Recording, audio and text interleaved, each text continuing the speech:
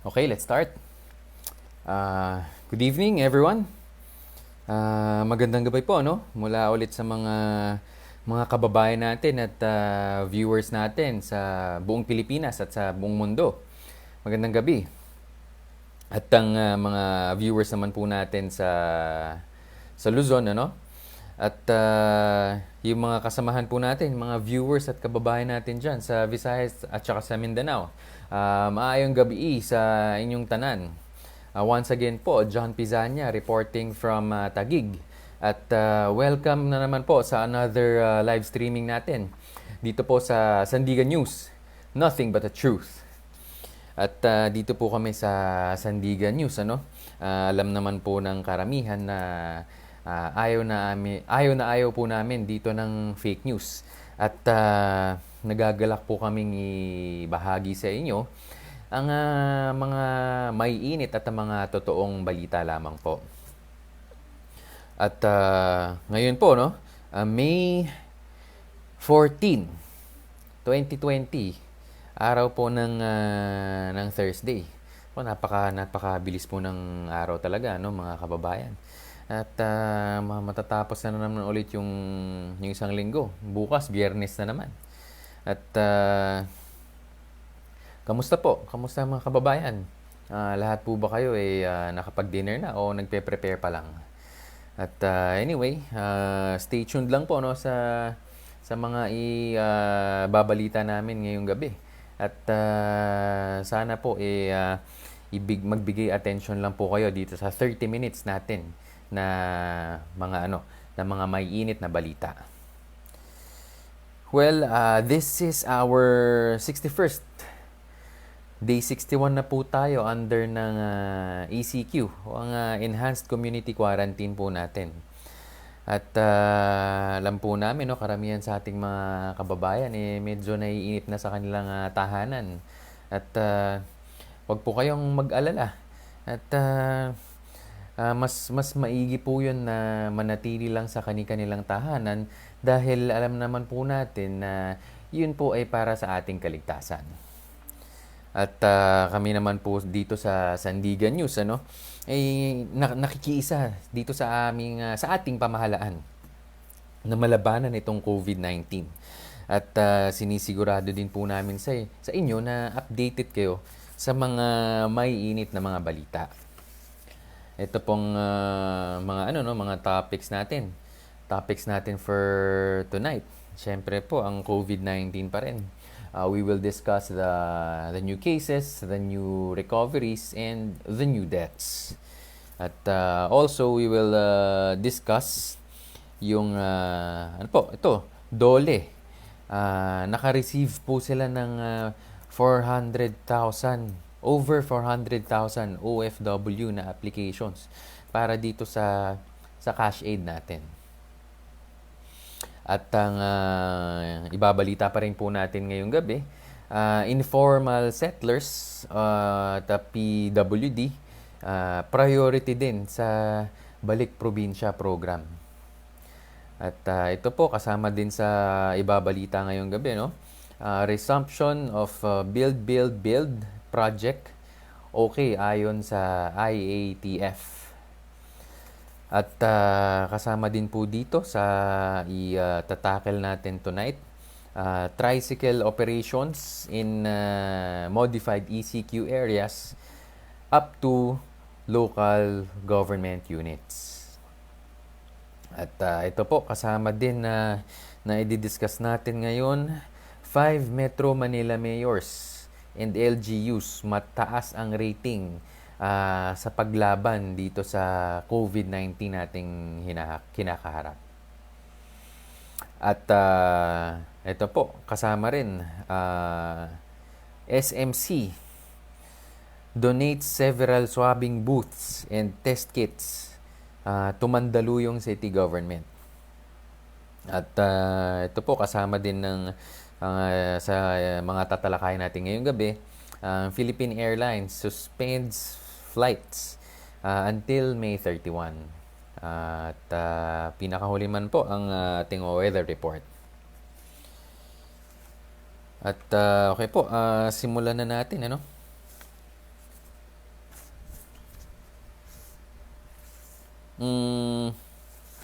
ang COVID-19. Ito po, as of 4 p.m. today, ang Department of Health po natin talagang na ano po no, nilalabas nila ang balita ng 4 p.m. At meron tayo mga new cases na umaabot sa 258. At ito naman pong new recoveries natin umabot naman na po ng 86. At ang new deaths, unfortunately, meron naman tayong 18. At ito po no, ang total number of cases naman natin dito sa ating bansa ay umabot na po ng 11,876. At ang total number of recoveries naman po ay umaabot na ng 2,337. At ang total number of deaths naman po natin ay umabot na po ng 790. Magandang balita pa rin ito, no? Kahit papaano dahil paluyo na po talaga ng paluyo yung number of recoveries natin. Sana po marami pa rin sa ating mga kababayan ang talaga pong gumaling na dito sa COVID na kinakaharap natin. At patuloy lang po tayong magdasal, ano? At wag po tayong tumigil na maniwala na malalampasan po natin itong mga kababayan. At kung iisipin po natin, ano, mahirap man, pero kung magtutulong-tulong tayo, magsasama-sama tayo, makakasigurado po na malalampasan natin itong kinakaharap at masusolusyonan natin ito anytime soon. Okay po. Speaking of new cases pala, ano? Ito pong yung NCR natin, ang taas na naman po. 73%. At meron tayong 188 new cases. At dito naman po sa Region 7, bumababa sila. Meron lang silang 6%. 16 new cases naman po. At ang 21% naman po na 54 new cases sa iba't ibang lugar naman na po na nakuha. Alam niyo po mga kababayan, kung hindi man natin basta mapigilan ang pagtaas nito, mag-ingat na lang po tayo, doble ingat. Alam niyo naman po yung mga paulit-ulit na sinasabi naming guidelines sa inyo, sundin niyo lang po yun, yung mga basic. Magsuot po tayo ng face mask, social distancing, at maghugas po ng kamay, at mag-boost po ng immune system. Okay po, ito, lipat naman tayo sa mainit na balita.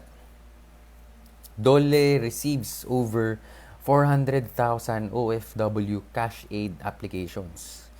Ito po no, ang abot kamay ang pagtulong o ang AKAP program. Ang one-time po to, cash assistance na amounting to 10,000 or $200. Ito po no, ang base dito sa latest data from the agency, ay pinakita po dito na ang total na aplikante natin on-site at sa lokal ay 409,020. Ayun po, yung mga OFWs po natin at maraming aplikante. Ito po mga on-site applications naman are filed at Philippine Overseas Labor Offices abroad. At yung mga local applications naman po natin are filed at Offices of the Overseas Workers Welfare Administration o ang OWA. Ang DOLE AKAP program aims to assist yung mga land-based po at saka sea-based natin na mga workers, yung mga returning workers natin. Ang total budget po nila dito ay umabot ng 1.5 billion. At ang ini-aim po nila dito ay mag-provide ng cash assistance sa mga 150,000 OFWs natin, estimated. At ito po, ang susunod na balita. Informal settlers at PWD. Also priorities under Balik Probinsya program. Ito po, per Presidential Spokesperson Harry Roque, ang mga priorities po natin ay yung mga gusto na talagang bumalik permanently sa probinsya. Pangalawa, yung mga informal settlers po natin na gusto na ring umuwi na, lalo na yung nakatira po doon sa mga danger zones, yung dito po sa Metro Manila. Ang PWDs naman po, no, na gusto na ring makabalik sa kanilang probinsya, ipa-prioritize na rin. At ito po, nilagay din po nila dito na lahat po ng pwedeng mag-apply, pwede namang mag-apply. Pero meron pong mga guidelines na mga kailangan sundin. At dagdag din po ni Secretary Roque, wala pong i-deny na application. Pero ang assessment po ay gagawin na titingnan po talaga na pwede silang magkaroon ng bagong buhay doon sa gusto nilang balikang probinsya. At ito po, no, parang preparation na rin po to sa new normal na tinatawag natin, kasi pagkatapos po ng COVID-19, meron pa rin pong pwede tayong ma-experience na mga future health crisis.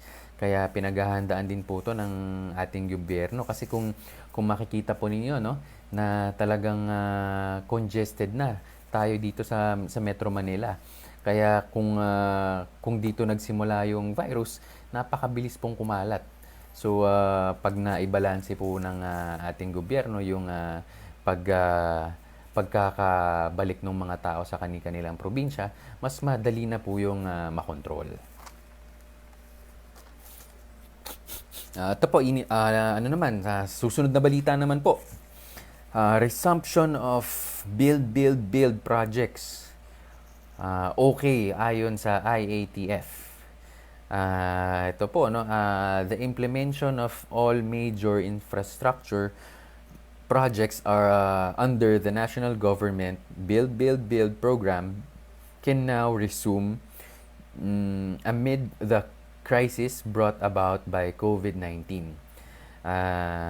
Per presidential spokesperson Harry Roque, lahat po 'yon, yung mga major projects binigyan na po ng go signal ng IATF na ipagpatuloy. It was initially prohibited po, no, pero eventually nag-resume yun, pumayag na sila yung mga projects natin for both public and private. Yung public and private sectors po natin, despite the implementation of quarantine nationwide. During po, no, nung meeting nila with President Duterte, Finance Secretary Carlo Dominguez III said that the government should restart and accelerate the Build program to revive the country's economy. He also said that this program is the best driver of economic growth. Good news po ito, no, sa ating mga kababayan na manggagawa, na lalong-lalo na po dun sa pansamantalang nawala ng trabaho dahil po dito sa COVID-19. Hindi lang basta po maganda ito sa ating ekonomiya, para din po ito sa ating mga kababayan. At pero po, kailangan pa rin siguraduhin na sumunod pa rin po tayo doon sa mga guidelines na ipinapatupad po ng ating gobyerno, para din po yun sa kaligtasan ng bawat isa. Okay, susunod na balita naman po. Tricycle operations in modified ECQ, yung mga areas po, no, na naka-ECQ, up to LGUs. Yun po ang sinabi ng Department of Transportation. While most public transportation remain in areas under the MECQ o yung Modified Enhanced Community Quarantine natin, Department of Transportation said the operation of tricycles may be allowed by the LGUs and DILG. At ayon po kay Department of Transportation Assistant Secretary Liberan, sabi po niya na tricycles are under the jurisdictions of LGU o ang DILG. Sila po yung makakasagot niyan. Under the guidelines issued by the IATF, EID, o ang Interagency Task Force for the Management of Emerging Infectious Diseases, ang rail transport po, buses, jeepneys, taxis, and transport network vehicles remain banned in modified enhanced community quarantine. Parehas lang din po ito doon sa ECQ. In addition po, yung public shuttle services natin that were previously limited to health workers and other frontliners will soon be made available. At ang private transportation po naman, specifically yung company shuttles, will be allowed in MECQ areas without the need for special permit from the LTFRB. At ito naman pong mga mga personal vehicles natin will be allowed to carry a maximum of 2 persons per row. So yung bicycles naman po natin, yung motorcycles and e-scooters are allowed as well. Kaso nga lang po, one at a time lang. Hindi po kayo pwedeng mag-angkas. Yung air travel naman po will remain banned in MECQ areas along with other means of inter-island travel, while inbound air travel will be allowed. Pero po limited po ito sa mga OFWs lamang po at saka yung sa mga mga kababayan nating mga Pilipino na pabalik.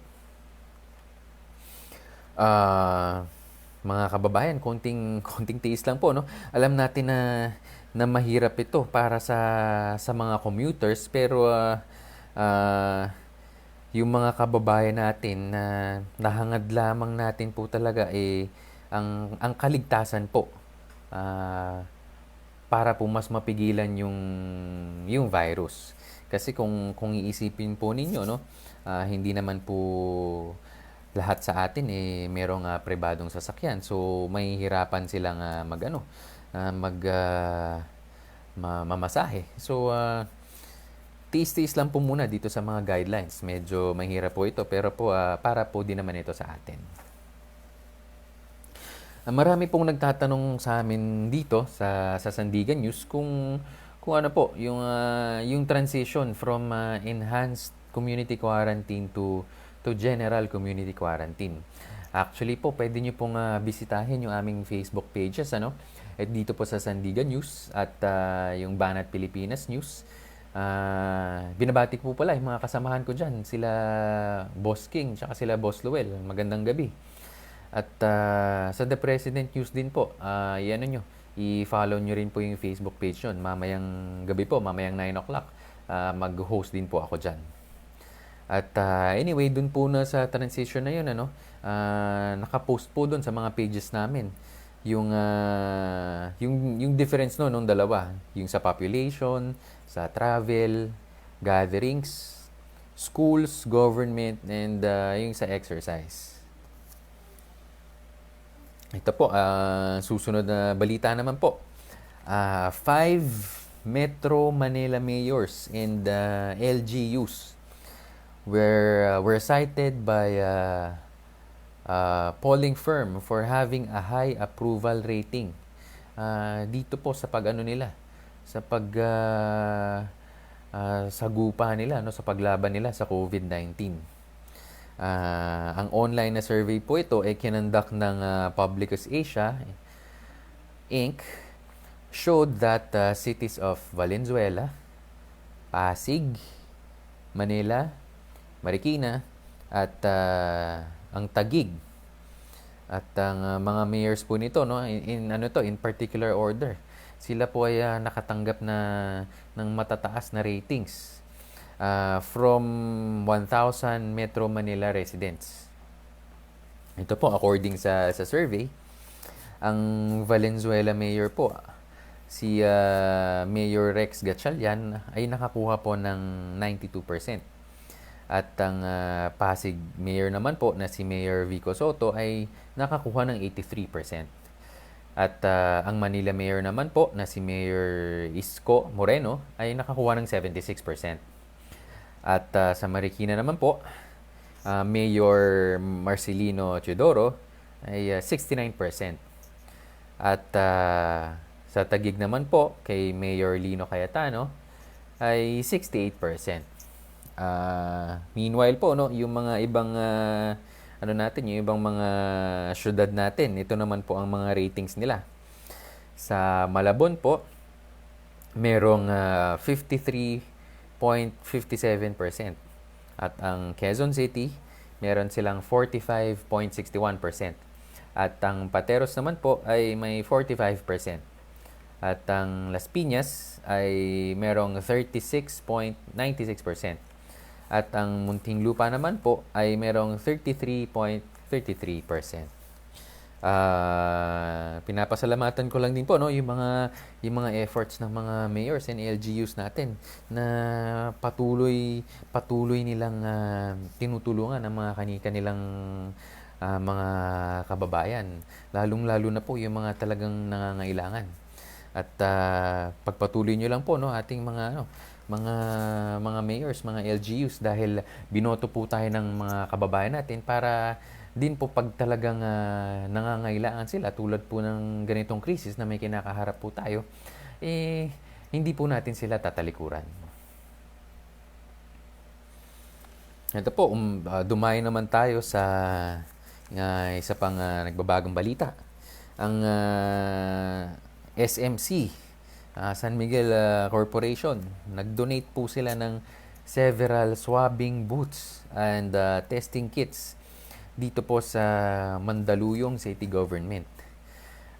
Ayon po kay SMC President and COO Ramon Ang, our aim is to help flatten the curve in our less fortunate barangays, especially in areas where there have been outbreaks.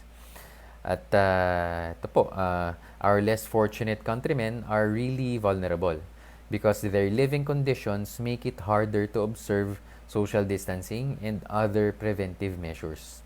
So, we want to focus our efforts on helping them. Ito po, kung iti-take note din natin, ang SMC po has already donated 13.08 billion dito po sa mga hardest hit communities and frontliners natin in the battle against coronavirus 2019 o ang COVID-19. Kung makikita po ninyo, no, malaking tulong po talaga ito para sa atin, dahil alam naman natin na pataas ang kaso ng mga infected sa ating bansa araw-araw. At ito ay isa sa madaming paraan upang ipakita din po natin ang bayanihan. At kung magtutulong-tulong lang po tayo, na malabanan itong COVID-19, malulusutan, makakayanan po natin ito, mga kababayan. Konting tiis lang po at magdasal.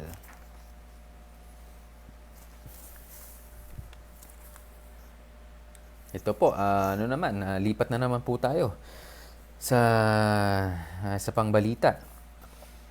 Philippine Airlines suspend flights until May 31.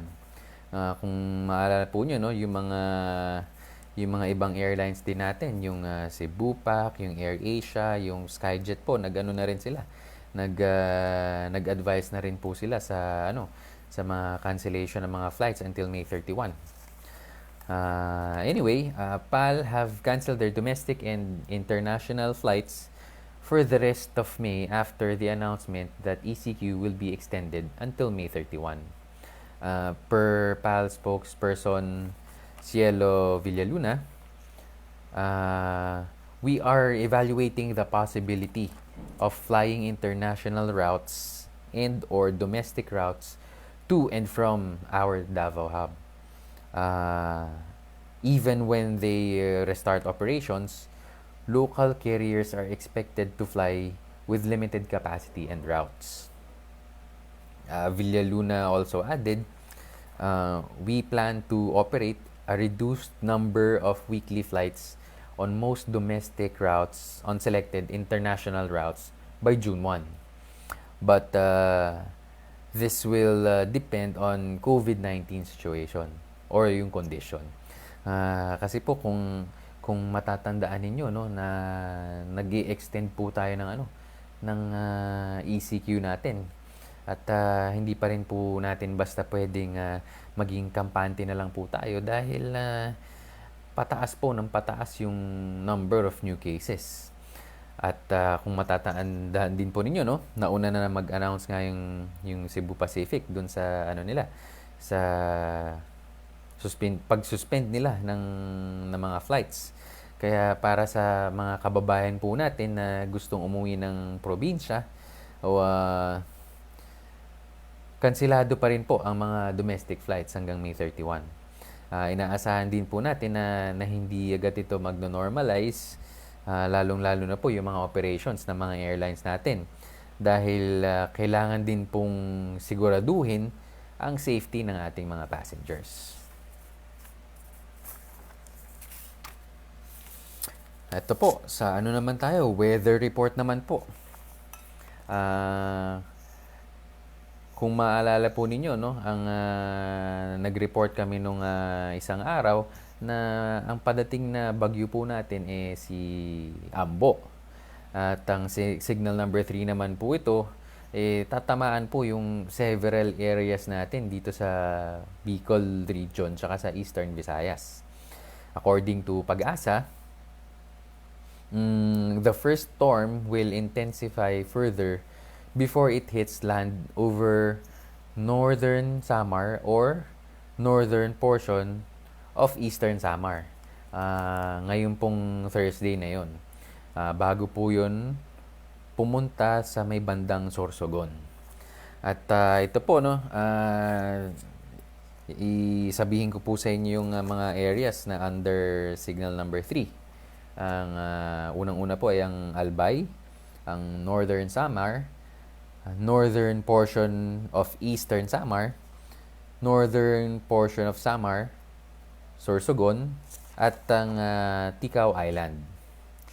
At ang signal number 2 naman po natin, dito naman yan sa may Biliran, Burias Island, Camarines Norte, Camarines Sur, Catanduanes, Marinduque, Masbate, rest of Eastern Samar, rest of Samar, southern portion of Quezon.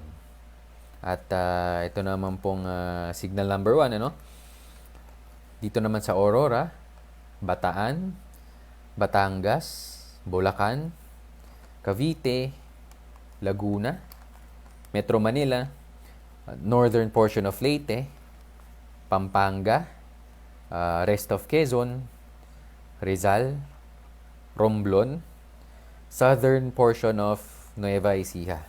Kaya po mga kababayan, mag-ingat-ingat po tayo talaga dahil hindi lang po sa may kinakaharap tayong COVID-19 ngayon, meron po tayong padating na bagyo. At kung iisipin niyo po, ang malamig na klima dun po nabubuhay yung virus. Kaya paulit-ulit po kaming magre-remind sa inyo na talagang mag-ingat at maging maging malinis sa katawan, mag-practice po ng proper hygiene natin at parati pong magdala ng alcohol at syempre po ang higit sa lahat yung social distancing natin. At kaya dito po kami sa Sandigan News kasamang nagdarasal sa inyo na maging mabuti na po ang lahat dito sa atin Hindi lang po sa Luzon, sa Visayas, o sa Mindanao, sa buong Pilipinas, at sa buong mundo na rin po. At ito po, no, malapit na rin tayo malapit na rin tayo maubusan ng oras. At maraming salamat po ulit sa mga viewers natin na patuloy na sumusubaybay araw-araw. At inuulit ko lang po, no, para maging updated kayo, i-follow nyo lang po ang mga Facebook pages namin. Ang Banat Pilipinas News, ang Sandigan News, at The President News. At pwede nyo rin pong bisitahin ng mga namin, ang mga website namin. Ang www.sandigannews.com at www.banatpilipinasnews.com. At hanggang sa muli po, no? This is John Pizania reporting from Taguig. At ito po ang Sandigan News. Nothing but the truth. Good night.